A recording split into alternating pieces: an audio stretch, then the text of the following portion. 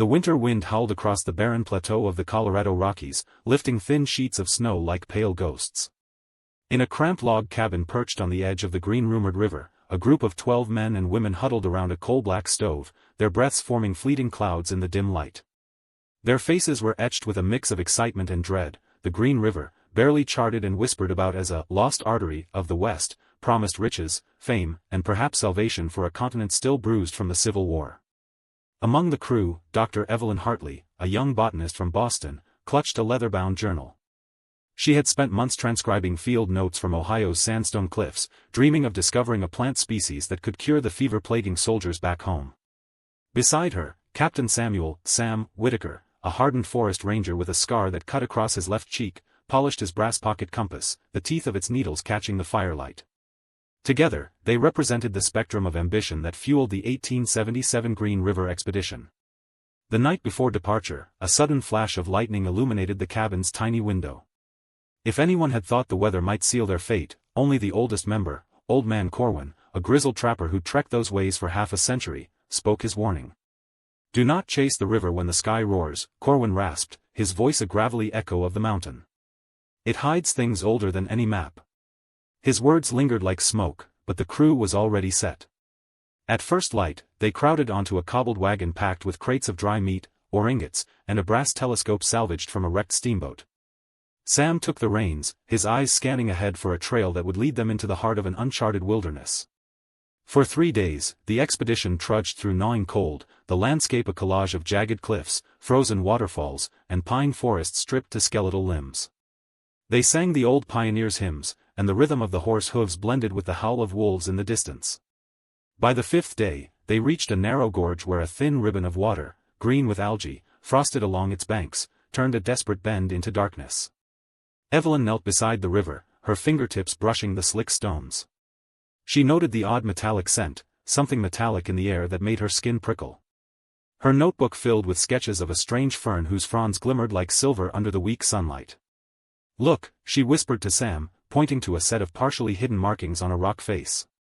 The set resembled carved symbols, ancient yet deliberate, pulsing with a faint, otherworldly glow that seemed to pulse in sync with the river's murmur.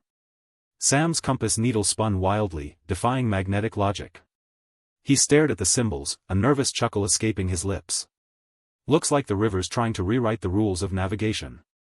The crew exchanged uneasy glances, but curiosity overruled fear. They set camp beside the river, intending to stay the night and explore the enigmatic markings at dawn. That night the wind rose into a ferocious gale. Snow hammered the canvas of the wagon, and the river surged, shaking the very banks. From deep within the gorge came an ominous low hum, a resonance that vibrated through the ground, shaking pots and rattling the metal hinges of the tins. The old trapper, Corwin, who had refused to embark the journey, had warned them for a reason. The river was alive, a conduit of forces beyond human understanding. By the next morning, the river had carved out a new channel, swallowing the camp's location whole. The expedition supplies, boxes, tools, even the sturdy wagon, vanished beneath an unseen whirlpool that appeared like a black eye in the water. The only thing that remained was a single, petrified pine needle that seemed to flame with an inner light. Panic erupted. The men, disoriented, tried to retrace their steps. Their maps, hand-drawn from promise and hope, were now ambiguous scribbles of a terrain that no longer existed.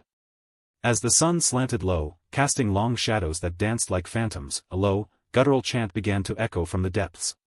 From the whirlpool the water surged, and out of the mist rose a figure cloaked in kelp green and amber, a being neither wholly human nor wholly creature of the river.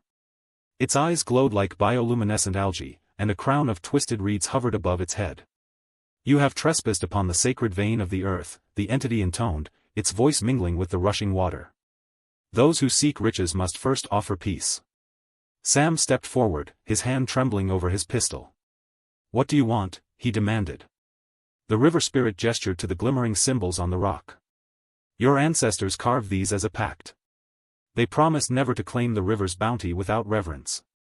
Now, the river reclaims what you have taken." Evelyn, shaking, lifted her journal and read the ancient script aloud, a language she instinctively understood after years of study of obscure plant myths. The chant resonated, and the river began to calm, its frothy surface smoothing into a mirror. "If you release the thing you bind," the entity continued, "the river will grant you a single blessing. Sam glanced at his crew, exhausted, frightened, but also alive with a new purpose. He remembered Corwin's warning and realized the bond they had unknowingly broken was not gold or fame, but the delicate balance between humanity and nature. Together, they gathered the remaining pieces of their expedition, shards of the wagon, torn ribbons, a broken compass, and placed them at the base of the rock.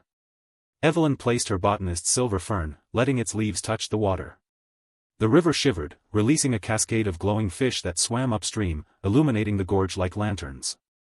In that ethereal glow, the river spirit extended a hand, composed of water and light, and granted them a single blessing, a vial of crystal-clear water that, when poured onto any wound, would seal it instantly. The river whispered, "Take this for those you must heal, not for greed." The expedition, humbled and depleted, turned back, each step guided by an invisible thread of gratitude. They retraced a different path, this time leaving markers of respect, carvings of the ancient symbols, so future travelers would remember the pact. When they finally emerged from the gorge, the world beyond seemed unchanged, yet they were fundamentally altered. Sam kept the vial close, promising never to use it frivolously. Evelyn returned home with a single silver fern and a story of humility, which later sparked the first documented conservation movement in the Western Territories. Old Man Corwin, who had watched from a distant ridge, smiled.